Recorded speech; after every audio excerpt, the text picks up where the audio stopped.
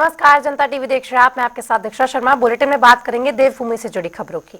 मुख्यमंत्री पुष्कर सिंह धामी प्रगति मैदान में चल रहे 43वें अंतर्राष्ट्रीय व्यापार मेले के उत्तराखंड दिवस समारोह में शामिल हुए, जहां उन्होंने कार्यक्रम में हुए लोक नृत्य और संस्कृति में शिरकत की। साथ ही उन्होंने कहा कि उत्तराखंड में अनेक प्रकार के उत्पाद बनाए जा रहे हैं, आज उनकी मांग बढ़ रही है। हाउस ऑफ हिमालयाज है जो हमारा ब्रांड है, उसकी मांग बहुत तेजी से बढ़ रही है। इससे महिलाओं को आगे बढ़ने का अवसर मिल रहा है। ये सभी को इस व्यापार मेले के लिए बधाई देता हूं।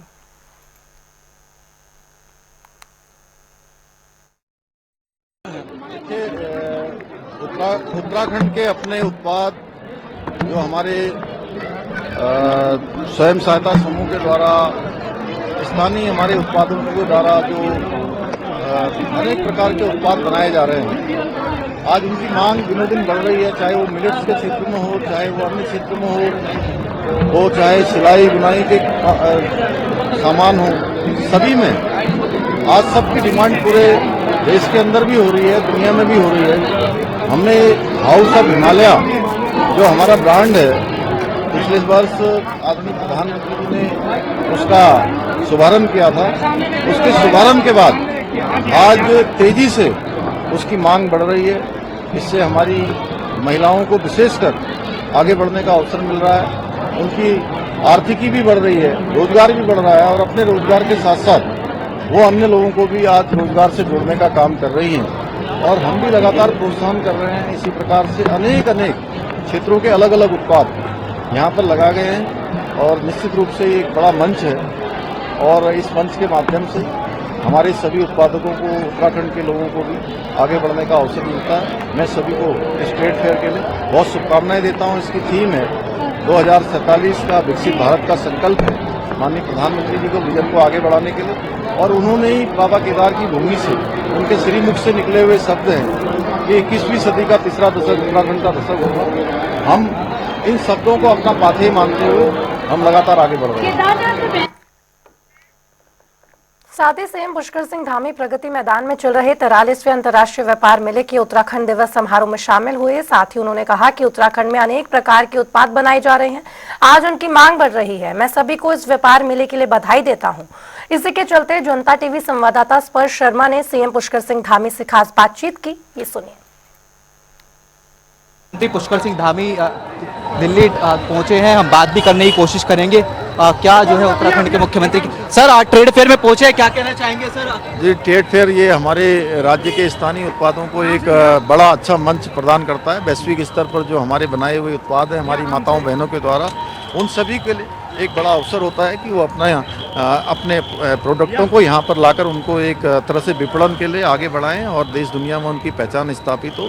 और हमारे राज्य के जो अनेक उत्पाद आज बनाए जा रहे हैं स्थानीय लोगों के द्वारा, महिला स्वयं सहायता समूह के द्वारा, उनको एक नई पहचान यहाँ मिल रही है और पूरे देश दुनिया के अंदर आज उनकी मांग बढ़ रही है, क्योंकि अच्छी क्वालिटी और अच्छी गुणवत्ता के साथ, अच्छी पैकेजिंग के साथ ये सब काम यहाँ पर उत्तराखंड के अंदर हो रहा है। और एक बड़ी क्रांति आज महिला स्वयं सहायता समूह और हमारी महिला उद्यमों के द्वारा की जा रही है, स्थानीय उत्पादकों के द्वारा की जा रही है। सर एक पॉलिटिकल प्रश्न, जिस तरीके के नतीजे निकलकर सामने आए हैं, क्या कहना चाहेंगे सर? देखिए, देश की जनता ने सुशासन पर और गरीब कल्याण की जो योजनाएं हमारे प्रधानमंत्री जी के द्वारा जो अथक परिश्रम देश को आगे बढ़ाने के लिए किया जा रहा है, हर वर्ग के उत्थान के लिए किया जा रहा है, देश के लिए अनेक डिसीजन लिए हैं, दुनिया में भारत का मान सम्मान बढ़ा है, देश की जनता उसको प्राथमिकता दे रही है, इसलिए हर जगह डबल इंजन लगा रही है, हर जगह भाजपा को जिता रही है। बहुत बहुत शुक्रिया। हमारे साथ में बात करने के लिए उत्तराखंड के मुख्यमंत्री पुष्कर सिंह धामी थे।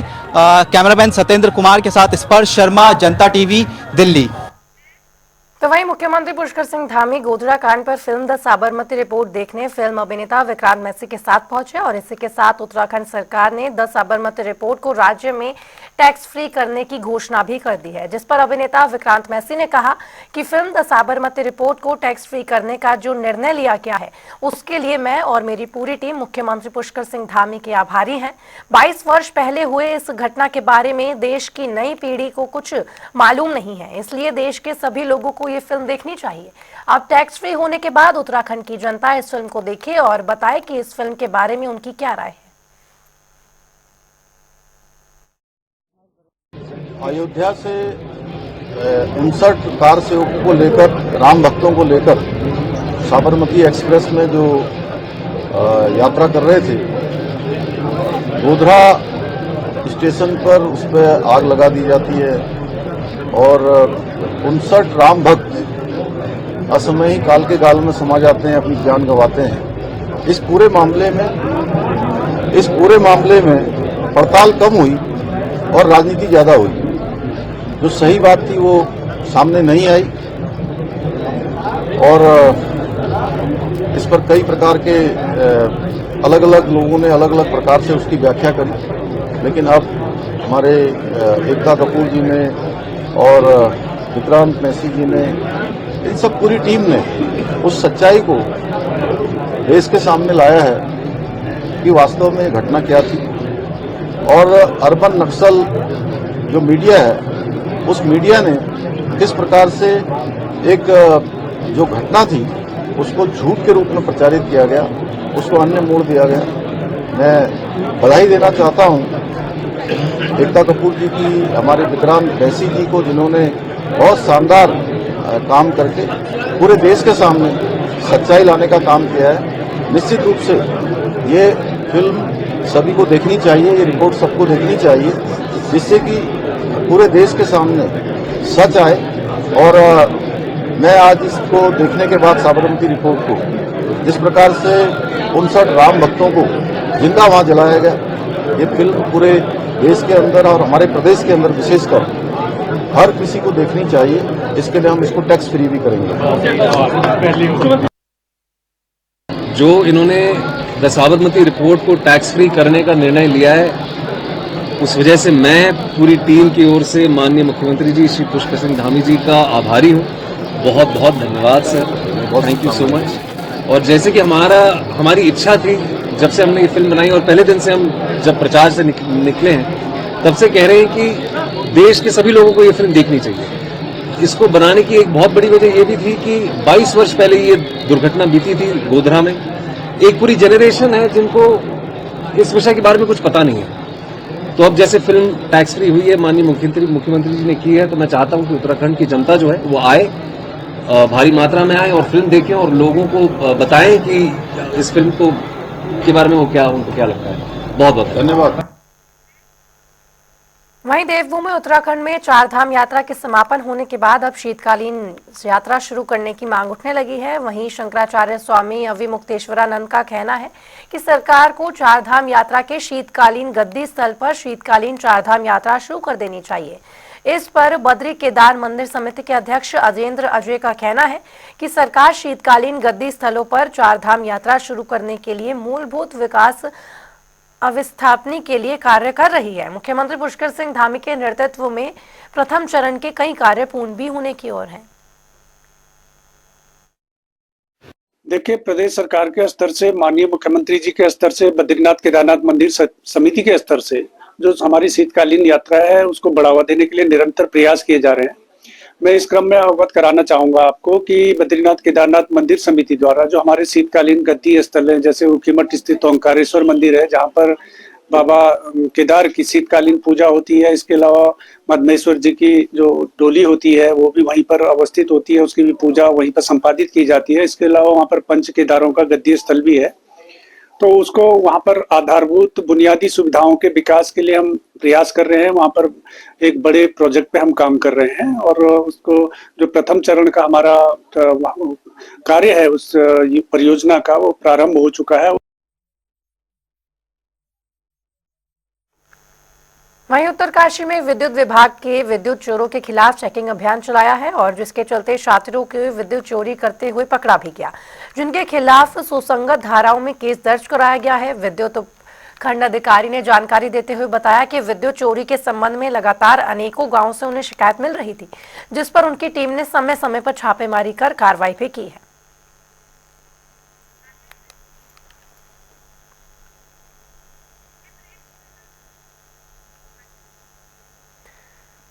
वहीं हरिद्वार में हर की पौड़ी समेत 12 स्थानों पर गंगा के पानी की गुणवत्ता भी श्रेणी तक भी गिर गई है और इस गिरावट के मायने हैं कि बिना ट्रीटमेंट गंगा जल को पिया नहीं जा सकता। अधिकारियों की माने तो इस गिरावट का कारण नदी में मानव मल और औद्योगिक कचरे का गिर जाना है। देखिए हमारी इस खास रिपोर्ट में। उत्तराखंड के हरिद्वार में हर की पौड़ी समेत 12 स्थानों पर गंगा के पानी की गुणवत्ता बी श्रेणी तक गिर गई है। इस गिरावट के मायने ये हैं कि बिना ट्रीटमेंट के पानी को पिया नहीं जा सकता। हालांकि गंगा स्नान करने से कोई खतरा नहीं है। अधिकारी इस गिरावट का कारण नदी में मानव मल और औद्योगिक कचरे को फेंकना मानते हैं। उनका मानना है कि इससे गंगा सफाई के काम पर बुरा असर पड़ रहा है और साथ ही जल भी प्रदूषित हो रहा है।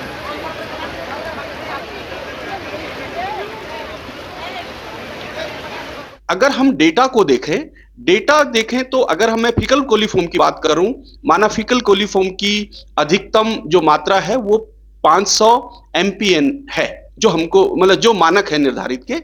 और अगर हम अपने अनुश्रवण का डेटा देखें तो वैल्यू जो है वो 50 से लेकर 120 एमपीएन प्रति 100 ml है। कहने का तात्पर्य है कि जो अनुश्रवण में जो मात्रा निकली है वो मानकों से काफी नीचे है। सो इस प्रकार से गंगा नदी की जो जल गुणवत्ता है वो 20 श्रेणी की है।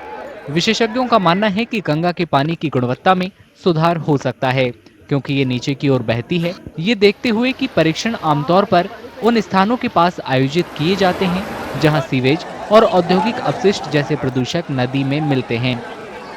देखिए, सरकारी दावे अपनी जगह पे ठीक होंगे क्योंकि उन्होंने अधिकांश जब भी कोई लोग डेटा लेते हैं, प्रदूषण के पानी की जांच करते हैं या उस स्थान पर करते हैं तुरंत जहां पर नदी में इन प्रदूषित नालों का पानी गिर रहा है। तो उसके आसपास के मैंने आपको कहा कि लगभग 500 मीटर से 1 किलोमीटर का जो क्षेत्र होगा उसका पानी पीने योग्य नहीं रहेगा और नहाने धोने योग्य भी नहीं रहेगा। और उसके बाद वो पानी धीरे धीरे नॉर्मल होता चला जाता है और उसको आप घरेलू उपयोग में ला सकते हैं। गंगा नदी के पानी की गुणवत्ता का बी श्रेणी में गिरना प्रभावी अपशिष्ट प्रबंधन और प्रदूषण नियंत्रण उपायों की तत्काल आवश्यकता को उजागर करता है। ये एक्शन पानी की गुणवत्ता में सुधार और सभी उपयोगों के लिए नदी की सुरक्षा सुनिश्चित करने के लिए बहुत जरूरी है।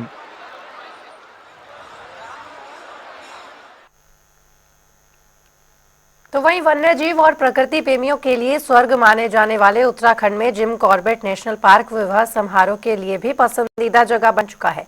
प्रकृति और हरियालों से घिरे जिम कॉर्बेट नेशनल पार्क के शांति माहौल में शादी के लिए कई जोड़े पहुंचते हैं।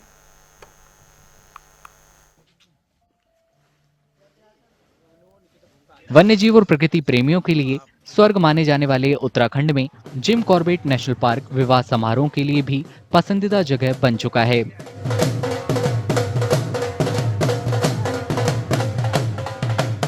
अपने बेहतरीन वन्य जीवन और जैव विविधता के अलावा 200 से ज्यादा रिसोर्ट्स वाला ये नेशनल पार्क परिवारों को विवाह समारोह आयोजित करने के लिए कई विकल्प देता है।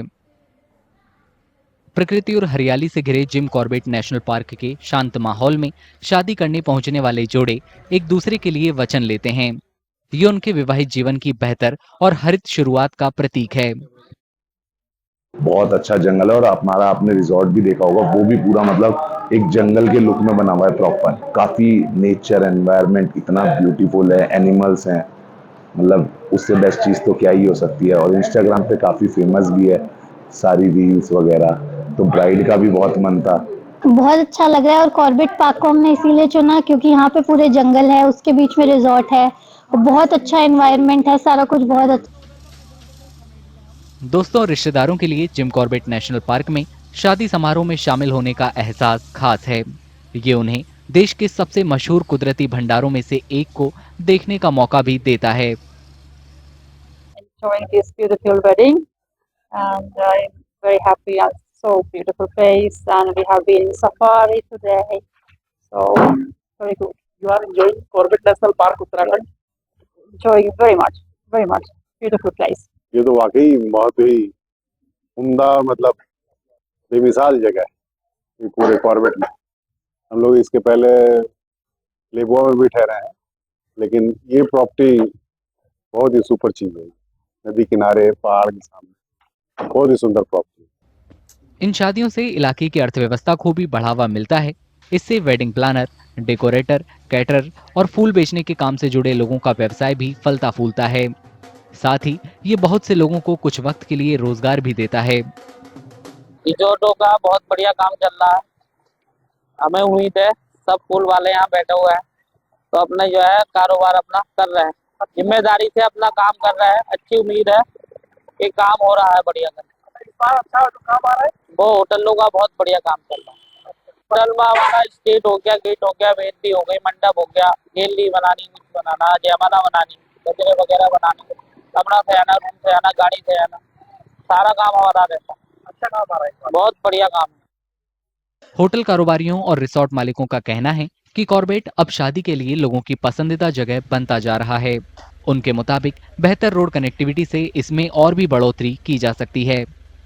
मैं नॉर्थ इंडिया में वेडिंग डेस्टिनेशन के रूप में बात करूं तो जिम कॉर्बेट टॉप के 8 से 10 वेडिंग डेस्टिनेशन में काउंट हो रहा है। अच्छी शादियां हम लोग कहाँ कर रहे हैं, यहाँ पर काफी सारे अच्छे ब्रांड्स भी आ रहे हैं। जस्ट बिकॉज की वेडिंग डेस्टिनेशन के तौर पे जिम कॉर्बेट एक अच्छा नाम लेके उभर रहा है, तो जितनी लगन और जितनी शादियों पे क्वेरीज कॉर्बेट में है, तो हम उम्मीद करते हैं कि रोड की कनेक्टिविटी होने के बाद में और अच्छी शादियां हम लोग यहाँ कर पाएंगे। Compare to the last time, जैसा अभी इस बार का है, काफी अच्छा है और ऑलमोस्ट सारे के सारे रिसोर्ट में अच्छी चहल पहल है। और जहाँ तक मेरा मानना है कि काफ़ी लोग बाहर से हमारे जो लाइक एनआरआई जिनको बोलते हैं, एनआरआई गेस्ट लाइक फॉरेन से भी हमारे यहाँ पे गेस्ट लोग आए हुए हैं, जो कि काफ़ी लोग हर कोई गेस्ट एंजॉय कर रहा है। हमारे पास ऑलमोस्ट लाइक मार्च अप्रैल तक की वेडिंग हमारे पास we are full of sold out. Resort मालिकों के चेहरों पर खुशी साफ देखी जा सकती है।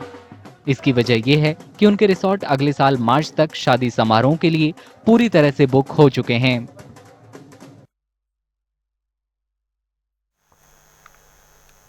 वहीं उपचुनाव में बीजेपी को मिली जीत के बाद प्रदेश कार्यालय में जश्न का माहौल है और इन्हीं सबको लेकर बीजेपी युवा मोर्चा की अध्यक्ष नेहा जोशी ने हमारे संवाददाता यशराज आनंद से खास बातचीत की। ये सुनिए।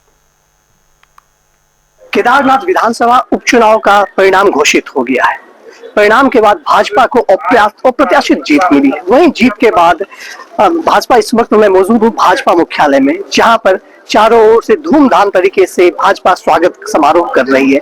वहीं हमारे साथ बातचीत करने के लिए है भाजपा युवा मोर्चा की अध्यक्ष नेहा जोशी। आइए बात करते हैं नेहा जोशी से। सबसे पहले मैम कि केदारनाथ उपचुनाव में जो टिकट मिला था वो प्रत्याशी खुद एक महिला थी, आप भी एक महिला, इसको आप किस रूप में देखती हैं? बिल्कुल, देखिए जो हमारी प्रत्याशी केदारनाथ विधानसभा की और अब विधायक आशा नौटियाल जी हमारी महिला मोर्चा की प्रदेश अध्यक्षा भी हैं। पहले भी केदारनाथ से 2 बार विधायक रह चुकी हैं, तो पूर्व विधायक भी थी और पार्टी ने जब शैला रानी जी का देहांत हुआ तो उन पर ये जिम्मेदारी उनको दी इस सीट को जीतने की। और मुझे बहुत खुशी हो रही है आज कि सब कार्यकर्ताओं की मेहनत से धामी जी के, मोदी जी के जो कार्य हैं उनको लेकर हम जनता के बीच में गए। शैला रानी जी ने जो कार्य जो अभी अधूरे छूटे हुए थे उनको हम लेकर जनता के बीच में गए और बाबा केदार ने, जनता ने, सबने हमें आशीर्वाद दिया और एक बहुत निर्णायक जीत हमें वहां पर मिली। और महिला यदि देखा जाए तो कांग्रेस ने नारा लगाया था लड़की हूँ लड़ सकती हूँ, 33% आरक्षण देने की बात भी कही थी। तो कांग्रेस लगातार महिलाओं के बात तो कर रही है लेकिन कभी महिलाओं को टिकट देते हुए नहीं देखा गया, लेकिन भाजपा इसको क्रियान्वित कर रही है। तो क्या आपको लग रहा है कि कांग्रेस और भाजपा में किस तरीके से समानता और कितनी महिलाओं को भाजपा टिकट देती है या उनके पार्टी में महिलाओं की क्या स्थिति है? देखिए, भारतीय जनता पार्टी और कांग्रेस में समानता तो केवल एक ही है कि दोनों राजनीतिक पार्टियां हैं, लेकिन वो समानता भी इसलिए मैं नहीं मानती क्योंकि वो एक प्राइवेट लिमिटेड कंपनी की तरह फंक्शन करते हैं। हमारे यहाँ राष्ट्रीय अध्यक्ष कौन होंगे, अगले प्रदेश अध्यक्ष कौन होंगे, कोई नहीं बता सकता, लेकिन वहां पे निर्धारित होता है कि एक परिवार विशेष से ही सारा जो शीर्ष नेतृत्व होगा वो आएगा। अब मैं बात करूं महिलाओं की, तो आपने देखा होगा कि जब ये नारा दिया गया था 2022 के चुनाव में, लड़की हूं लड़ सकती हूँ, तो यूपी में उन्होंने टिकट दिए थे, लेकिन उत्तराखंड में पिछले 17 के हिसाब से भी 22 में इन्होंने अपने टिकट कम कर दिए थे महिलाओं की। निकाय चुनाव की अगर मैं बात करूं तो आपने देखा होगा भारतीय जनता पार्टी गैर आरक्षित सीटों पर भी महिलाओं को चुनाव लड़ाती है। पंचायत चुनाव में गैर आरक्षित सीटों पर भी आप महिलाओं को देखते हैं और हमेशा कांग्रेस की टिकटों से ज्यादा विधानसभा में टिकटें हमारी भारतीय जनता पार्टी की महिलाओं को रही है, उनसे ज्यादा विधायक हमारी भारतीय जनता पार्टी में। बल्कि हमारी आर्या जी जो उनकी महिला कांग्रेस की अध्यक्षा होती थी, उन्होंने भी इसी कारण, क्योंकि महिलाओं को उचित सम्मान नहीं मिला था, वो पार्टी छोड़ दी थी। आज वो हमारी भारतीय जनता पार्टी से सम्मानित विधायक है। तो देखिए, नारा देना आसान है, लेकिन महिला सम्मान को जीना और सही में महिलाओं को नेतृत्व में शामिल करना, जो मोदी जी ने एक मंत्र दे दिया है हमारे संगठन को भी और सरकारों को भी, वो उसको जीवंत करते हुए आगे केवल भारतीय जनता पार्टी चल रही है। एक विशेष नारा इस बार पुष्कर सिंह धामी के मुख्यमंत्री बनने के बाद भी रहा था कि युवा मुख्यमंत्री। आप भी एक युवा है, साथ ही महिला है, आप अपने आप को भाजपा में कहां पर पाती हैं?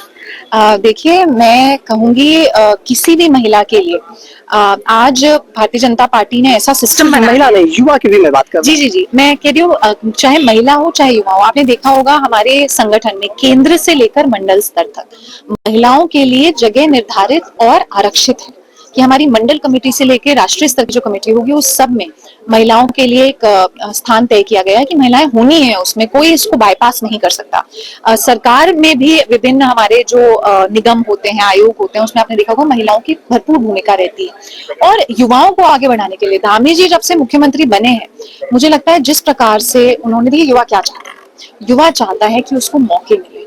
और इस प्रदेश में मुझे लगता है पिछले 3.5 साल में जितनी नौकरियां निकली, 19,000 से ज्यादा नियुक्ति पत्र तो धामी जी सरकारी नौकरियों के अपने हाथ से दे चुके हैं। अगर मैं गैर सरकारी क्षेत्र में ये स्वरोजगार में इसमें अगर मैं गिनती करने लगूं तो ये संख्या बहुत बढ़ जाती है। तो युवा मौका चाहता है, और चाहे वो भारतीय जनता पार्टी के संगठन में हो या आज सरकार के माध्यम से जो अपॉर्चुनिटीज युवाओं के लिए, उत्तराखंड के युवाओं के लिए खुल रही है उसमें हो, तो युवाओं को आगे करने का काम हमारी सरकार कर रही है और खासकर मुख्यमंत्री धामी जी कर रहे हैं। लखपति दीदी भी योजना चलाई गई थी। आप खुद अपने क्षेत्र में काफी तत्पर रहती है, भ्रमण करते रहती हैं, आप कहा जाता है कि युवाओं के धड़कन भी हैं, तो इसको आप किस रूप में देखते हैं? लखपति दीदी का कितना यहाँ पर ज्यादा प्रभाव पड़ा? मैं क्योंकि मुझे सौभाग्य मिला केदारनाथ उपचुनाव में भी प्रचार करने का, मैं कई दिन वहां पर थी, तो जब मैं गांव-गांव वहां पर जा रही थी तो मुझे स्वयं सहायता समूह से जुड़ी अनेकों बहनें वहां पर मिली, जो स्वाभाविक रूप से जब हम लोग वहां जाते थे तो स्वागत करने आ जाती थी। उनसे जब बातचीत करो तो पता लगता था कि वो समूह से जुड़ी हुई हैं। उनमें से कई जो समूह थे उन्होंने हमारी जो प्रसाद योजना है उसके अंतर्गत करोड़ों का कारोबार किया। वहाँ चाय, तुलसी के पत्तों से चाय बनाने का काम से लेकर जो हमारे चीड़ से सामान बनाने से लेकर ऐसे तमाम स्वरोजगार जो हम अक्सर जब हम सरकार की जो कम्युनिकेशन आती है उसमें देखते हैं, और मेरे जो विपक्ष के साथी होते हैं कहते हैं ये सिर्फ आंकड़े हैं। मैं उनसे अनुरोध करूंगी कि अगर वो उत्तराखंड के गांव में जाकर देखें, पहाड़ में जाकर देखें, पहाड़ से कितना दूर हो गया है विपक्ष, आपने इस चुनाव में भी देख लिया।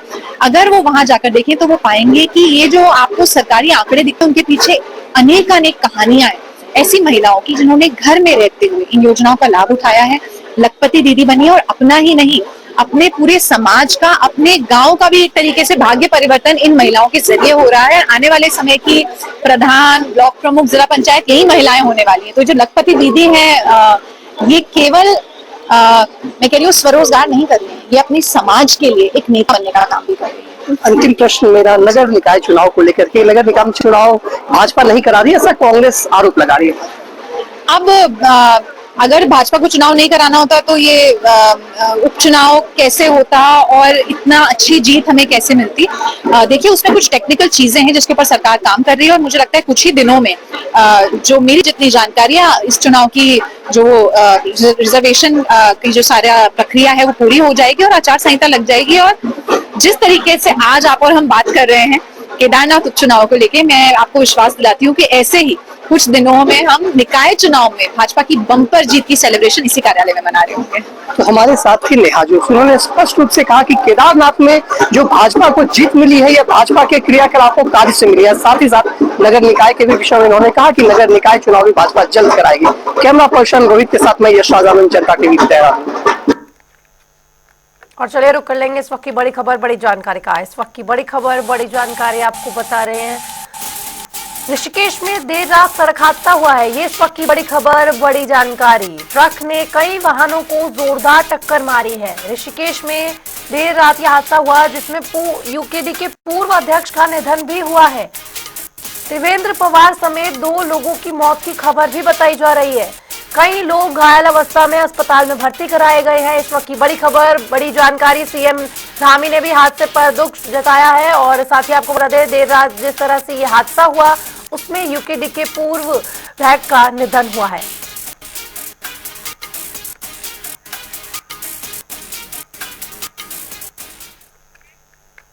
और चलिए रुक रहे एक छोटे से ब्रेक के लिए, फौरन होंगे हाजिर।